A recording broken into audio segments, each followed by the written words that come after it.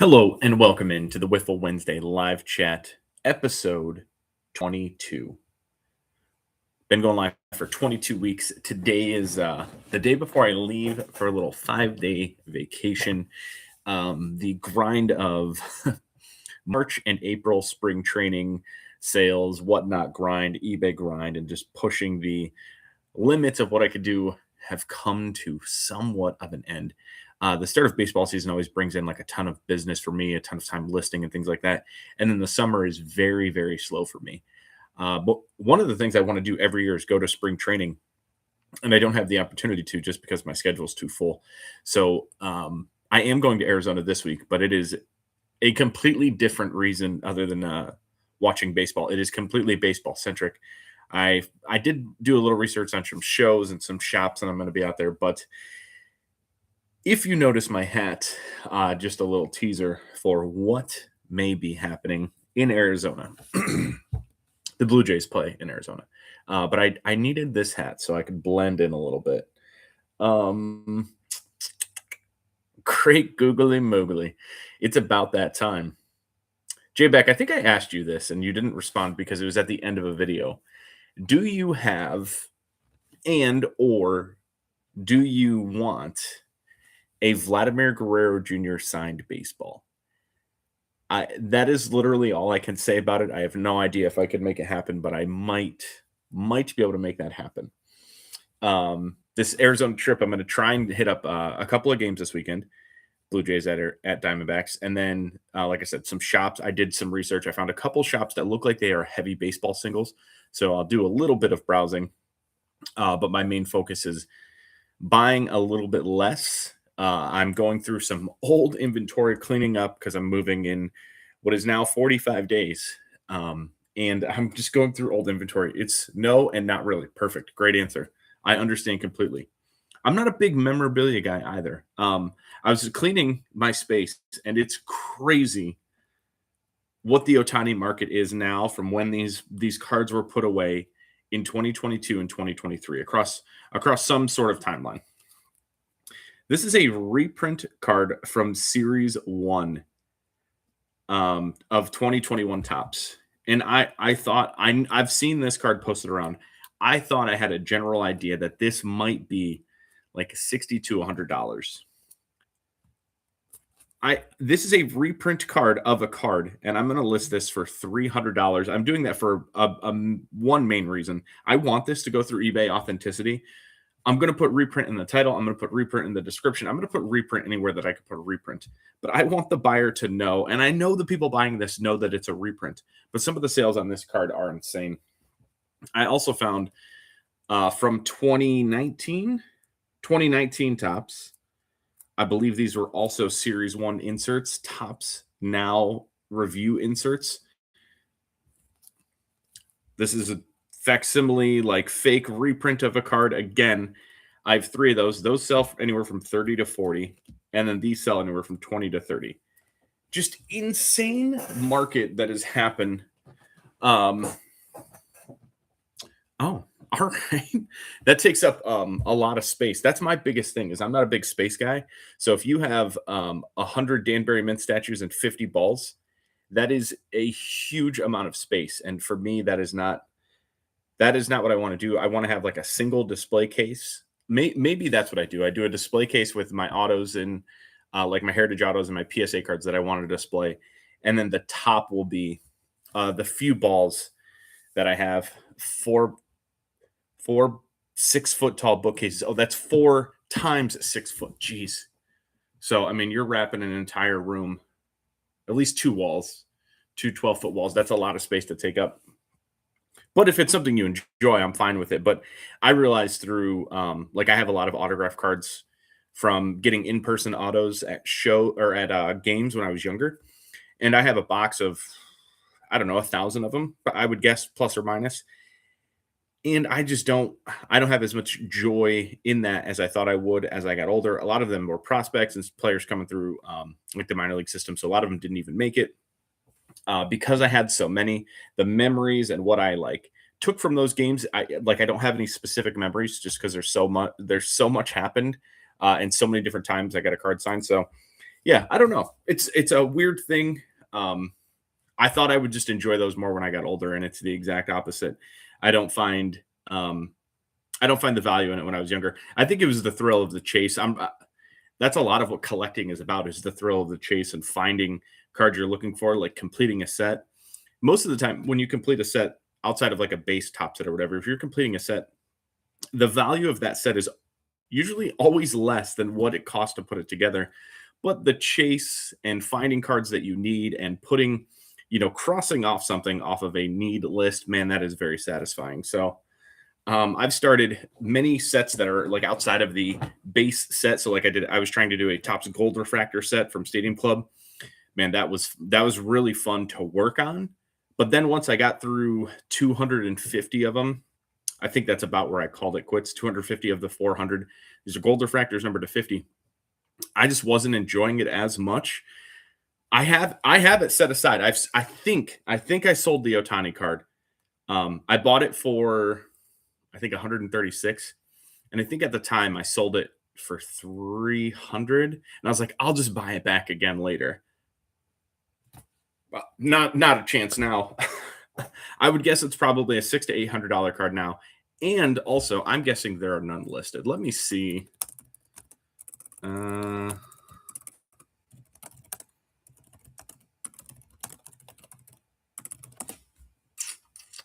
None listed. So yeah, there you go.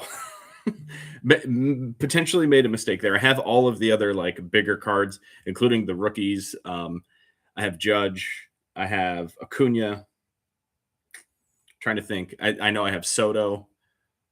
Anyone else that was important in that time, except for Otani, which I bought, sold, and regret. The rest of the set is still intact, and one day I will get back to it and pull card, like try and buy a few of those.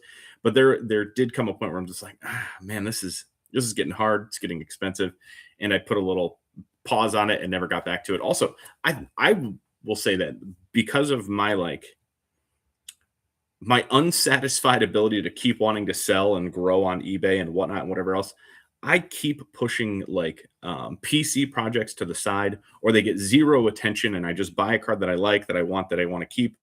I put it in a box, and that's all there is to it.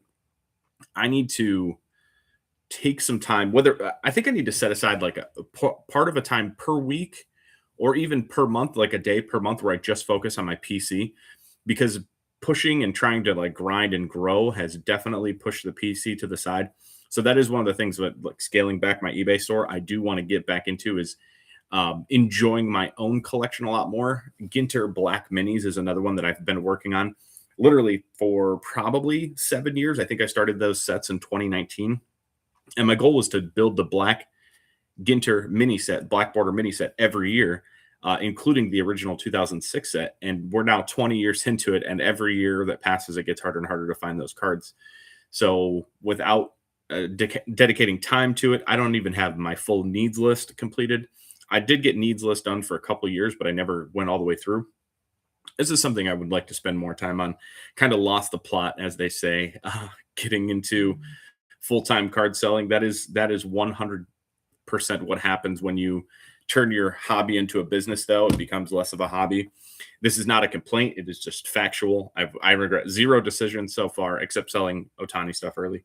And not buying the Gold Refractor numbered 50 of 50 at a local show in Ohio. Totally blew that one.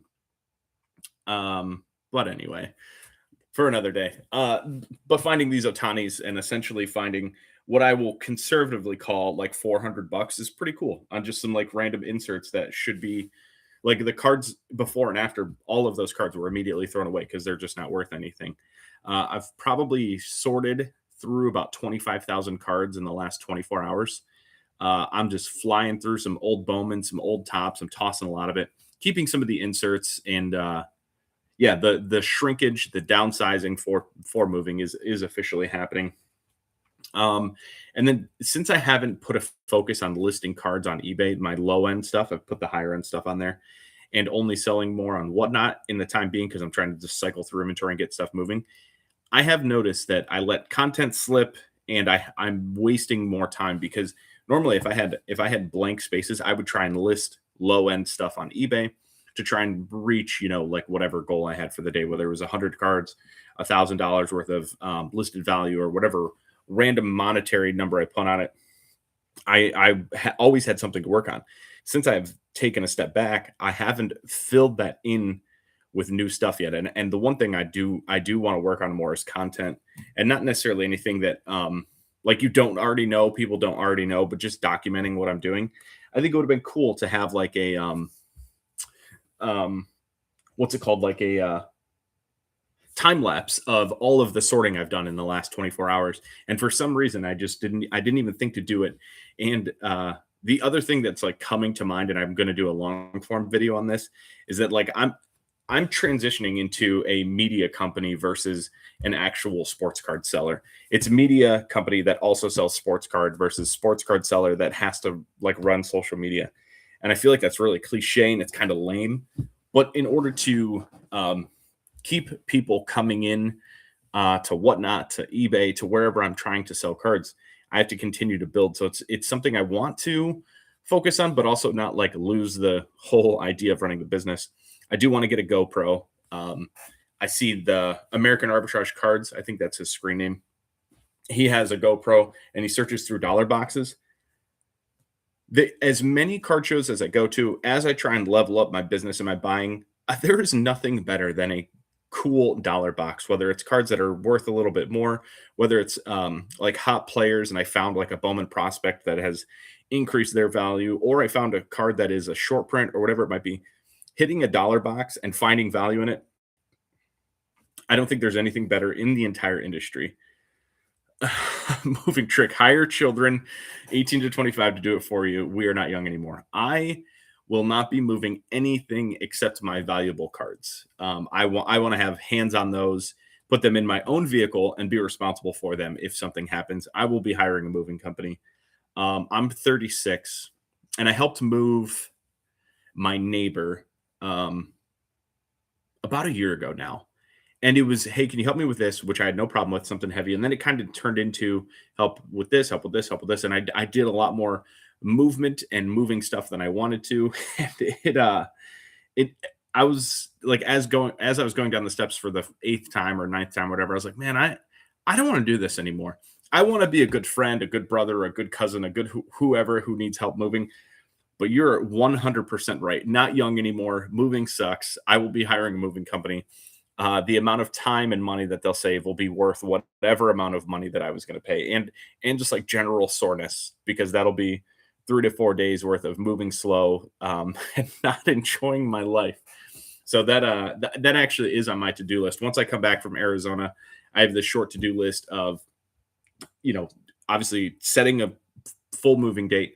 I do have carpet going into the new place on May the 4th be with you. May 4th, a Monday. I need to order that carpet. But good news. I'm going to a flooring store today that I help manage. So I'm 44, and last move I Tetris the truck because I'm what I used to do, but didn't want to move anything. I don't listen. I've never had to move. I never moved anyone professionally, but I did watch movers Tetris like the storage pods. Holy crap! You guys are really good at that. If you have had any time in a moving company and you can do that with any type of expertise level, it is thoroughly impressive, because I helped my neighbor fill their storage pod. It was like 2 days before they were going to move. They're like, we're not going to get this done. A moving company came in and fixed what they had done, and they condensed it to what feels like 1/8 of what they had taken up, because they went all the way to the ceiling. Every nook and cranny was filled. It was thoroughly impressive how good they are at Tetrising a truck. So it's funny that you say that. But back to the like media company portion, buying a GoPro. Good for you. I'm not good at that at all. I can't envision how things fit. I have to do it. And the same thing with like paint colors, carpet colors, flooring designs. They now have that 3D stuff where you can like take a picture of your room and lay different things on it. Without that, I would not be able to like visualize anything. So good for you for having your brain that works that way. I absolutely do not. I'm terrible with colors. I'm terrible with design. It is definitely harder for me to picture that stuff. I was talking about going through cards and media company, whatever else. I went through my one box of what I would consider my good Indians PC, Indians Guardians. It's up to 2022, and man, I got to reach out to some of these guys. I know Josh Barfield works in baseball, but I really hope he's interested in his own baseball cards because aside from myself and Josh Barfield, there might not be anyone else that's interested in buying these. So I have just this random, extremely heavy PC of Josh Barfield. He played second base. He was an up and coming prospect traded from the Padres to the Indians. I was super excited about him, and I bought everything, just anything and everything. I think I counted. It was more than 10 one of ones. I think it was 3 superfractors and then mostly printing plates. There was a couple patches that were one of ones and stuff like that. My goodness, in the times of 2005, 6, 7, 8, where Upper Deck and every other company was making cards, I was hooked. I don't even know how much. I would love to know how much of my expendable income from 2005 to 2000. I mean, we'll call it 12, 13, 14. I don't have a lot of Grady Sizemore, not in comparison to Josh Barfield. I do have a lot of Cord Phelps, though. Really hope Cord Phelps collects his own cards. Who's that, you say? Yeah, third round pick in 2008. I don't think he ever made it to the majors. I think he fizzled. Oh, he ended up in another system. He fizzled. No, he did make it to the majors. Made it to with Baltimore. Made it to Cleveland for 100 plate appearances, a total of 53 games, and then Baltimore for 3 games. I do have a lot of Pronk. So Pronk is my highest autograph count. I was going through that, and I have more Travis Hafner autographs than any other player in that time. A lot of Victor Martinez. Victor Martinez has a beautiful signature, so I really enjoyed that. I also have player collections of Cliff Lee, Prince Fielder, Ryan Howard. Apparently, I liked big baseball boys who can hit homers. A little bit of Matt Chapman, a little bit of Sonny Gray. Those are obviously like 2011 to 14 to 18. Jason Kipnis is another huge PC. I'm actually pulling out some Kipnis stuff because he's going to do a local autograph signing. Same thing. I'm going to be like, hey, Kip, you interested in 150 of your best cards? So the selling more high end, I'm trying to get there. I have started buying and selling a little bit more high end. When I say that, I'm leaning the $150 to $300 card range, but I'm trying to get above 500. So my goal for this upcoming weekend / shows, I'm going to try and buy one $500 or more card per show in the hopes of making a little bit of money on it. I am a reseller. That is how I make money. It's how I run my business, but I'm trying to level up into finding a little bit of arbitrage. Maybe it's grading. Maybe it's buying a $500 card with 6 $100 cards and getting a little bulk discount and then selling that stuff off and then hopefully selling the bigger card. I don't know yet. I'm trying to take everything I've learned from the small side of cards to the low end, to the popularity, to the hot market, and transform it into bigger and better cards. Listen, I do need some more Bobby Witt Jr. cards. That is stuff that's going in the PC though. My Bobby Witt Jr. PC rules are it has to be out for more than a year, so I don't get caught up in like new insert hypes, and then it has to regularly sell for over 100. Because what I did with Josh Barfield, he does collect himself. What I did with Barfield, all the Indians cards I looked at, all of the Cord Phelps stuff, I did buy some higher end stuff. But the reason I picked those players is because they were lower end and affordable. So I would rather buy more expensive cards of the best player. And maybe in 5 years, 10 years, 20 years, I have one of those PCs that you're like, holy crap, this is incredible. So we'll see how many cards I actually buy at that level. I probably have 6 or 7 right now. And then prized possessions not for sale. So for me, some of the prized possessions that I have that are not for sale are heritage autos, red ink in particular. It's close. I'm going to go get it. I think I showed this last week or 2 weeks ago when I actually got it. I put it back in the eBay thing because this is the first card I've ever bought like this. But Heritage Red Ink Autos, this is the Dale Murphy, the 1977 reprint, which is his rookie year, but 2026 Topps Heritage. This is my PC as Heritage Autos. I have a box of PSA autos, all Heritage stuff that I've pulled myself. I shouldn't say all I've pulled myself, but a lot of them I've pulled myself.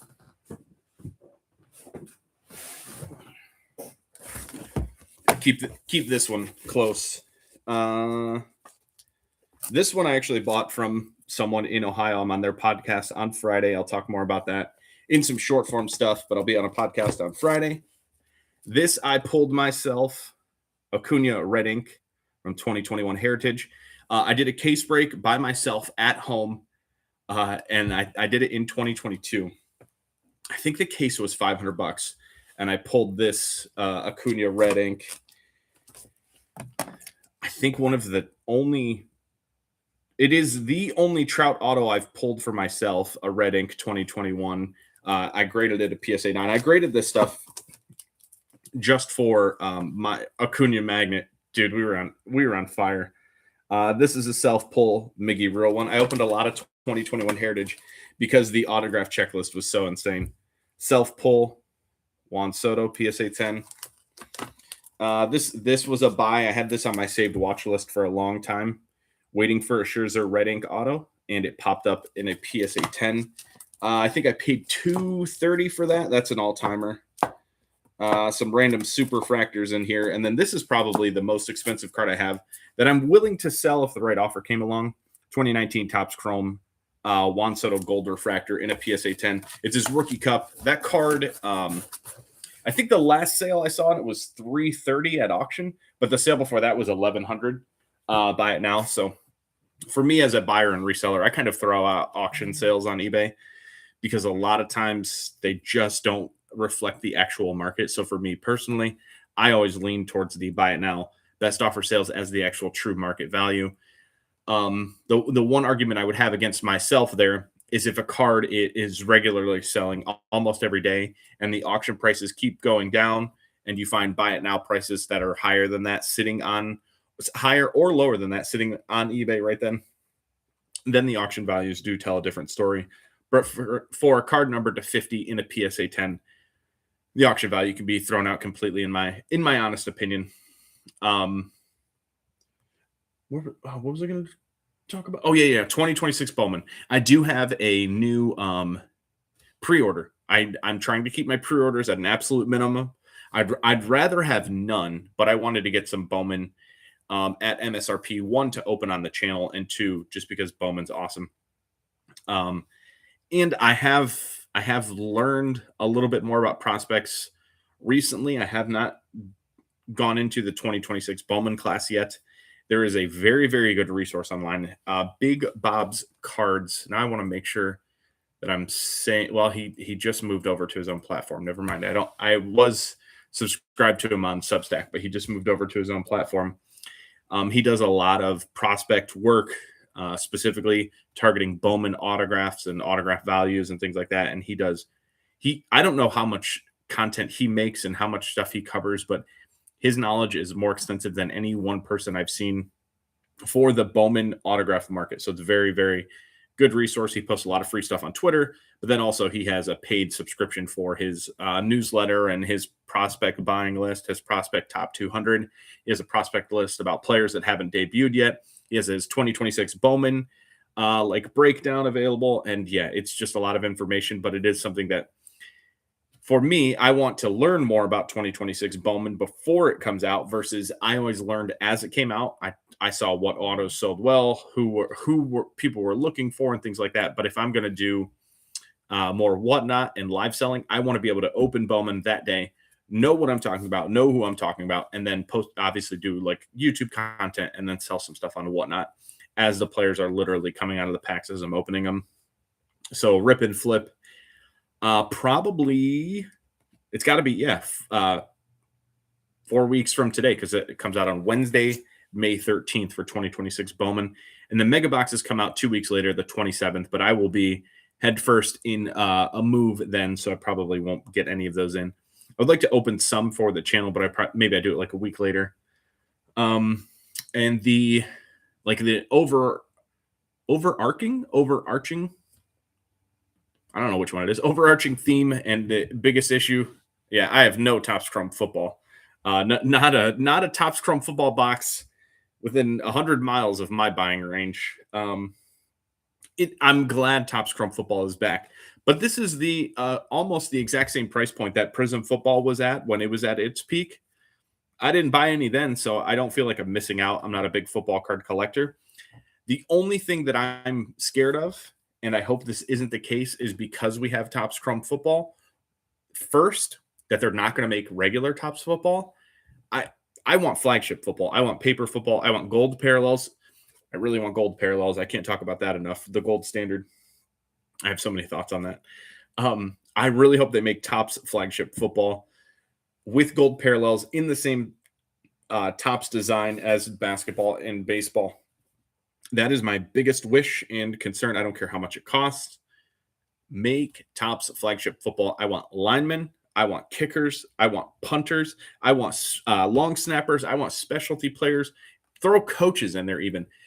Whatever you need to do to make this set affordable. I want a collectible football set with all of those obscure players and random rookie cards. Give me, just like Prism used to do, give me all the top 60 draft picks or whatever. I don't care if none of them ever make it. It's just, I think it's a requirement of Topps. Like, I want a low end.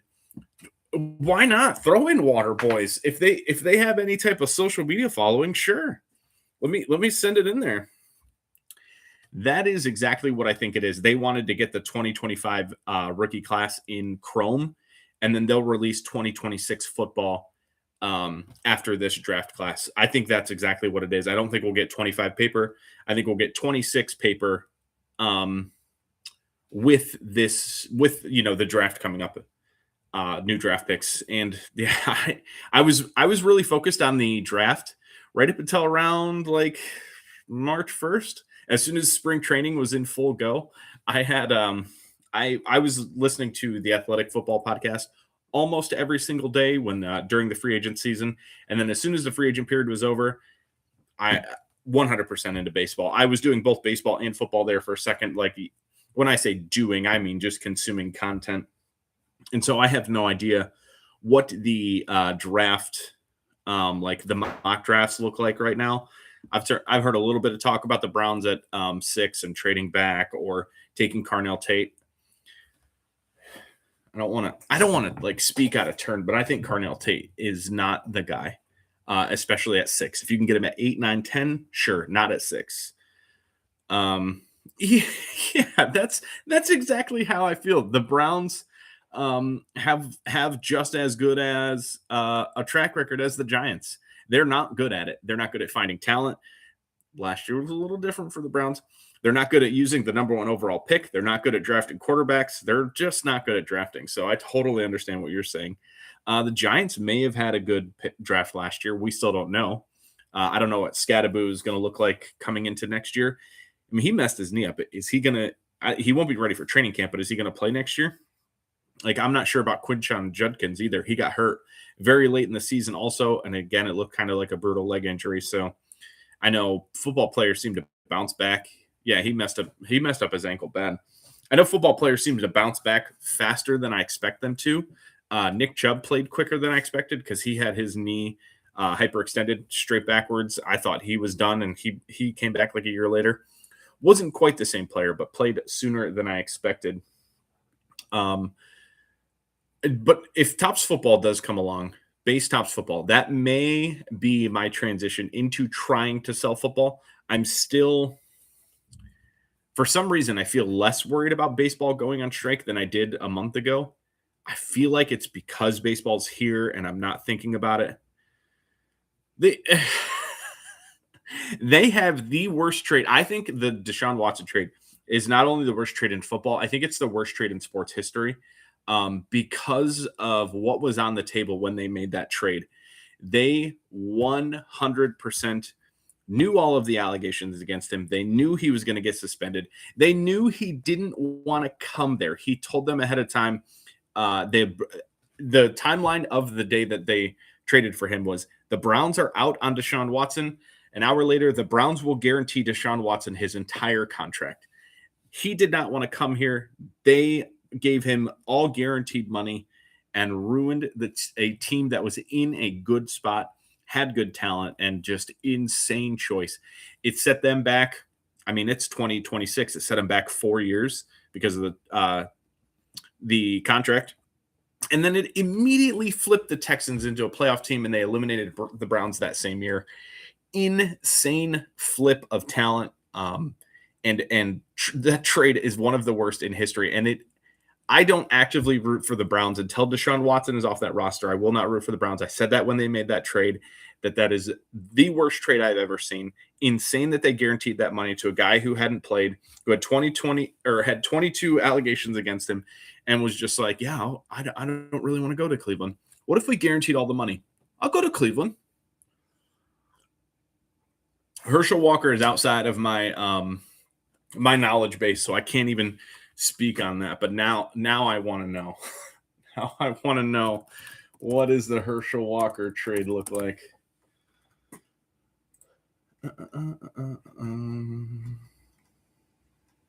Oh wow! So they trade. Oh my! This trade is insane.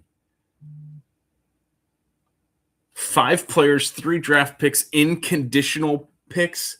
Holy cow! Minnesota's first round pick, second round pick, and 6th round pick in 1990. First round pick and second round pick in 1991. That was conditional on cuts. First round pick in 1992, again conditional on cuts, and second round pick and third round pick in 1992. Holy cow! Does it have who these picks ended up being? Yep. Oh my goodness! They flipped the first rounder in 1992, which netted them Darren Woodson. Holy cow! This makes me want to read like this entire post. This is I just clicked on Wikipedia because it was the first one that gave me the details I was looking for. This is interesting. It is its entire own post because of how big that trade is and all of the pieces going each way. Thank you for that little nugget. Interesting. Did it crush Minnesota though, like it did Cleveland? Because that's the biggest portion of it. They made that trade. Obviously, the Texans had an incredible draft out of it, and the Browns have done nothing since. Aside from last year's draft, it was pretty good. They still don't have a quarterback. They have one of the worst wide receiver rooms in all of the NFL, but they have a good tight end. They have a good rookie running back. They had a good rookie running back. He should be back in late this season, early next season. And then, some first round picks this year, which that Travis Hunter trade in this exact moment looks pretty good. I think the Browns will move picks again this year to move up or move back for the 2027 draft. I think they'll move back this year to move up in 2027. Obviously, we don't know the 2027 draft order yet, but I think they'll make some moves to try and get something going there.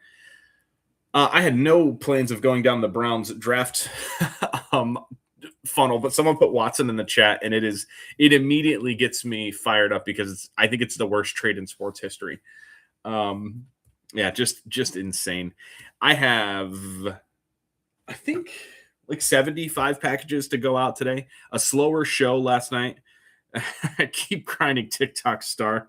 I appreciate you being here. Thank you for saying that, seeing that. I won't be at practice tomorrow, in case you're wondering. My arm doesn't hurt, so that's good. I might have avoided a major shoulder injury. That's how I ended the season in October. I was diving over my shoulder to make a catch, landed on my right elbow, popped it, and my shoulder was sore for, 4 months after I missed the trip to Arizona for baseball. I missed the trip in February to Florida for baseball, but I did not hurt last week, so that was good. Thanks for stopping by, though. I was about to wrap it up anyway. I'm going to Arizona tomorrow. I hope to have cool content and cool stuff to talk about next Wednesday. That's why PO shouldn't catch balls. I'm not trying to be a PO, all right? I was playing second base, my old home position, but someone has me. Someone has a good second baseman on their squad, so they don't need me. They don't need me. Again, I hope to have really cool stuff to talk about next week. I'm trying not to get too excited, but it could be really cool. I will hopefully talk to you guys next Wednesday. Thank you for being here. Joe, I appreciate you. Brandon, I appreciate you. I'll see you guys next time. Thank you.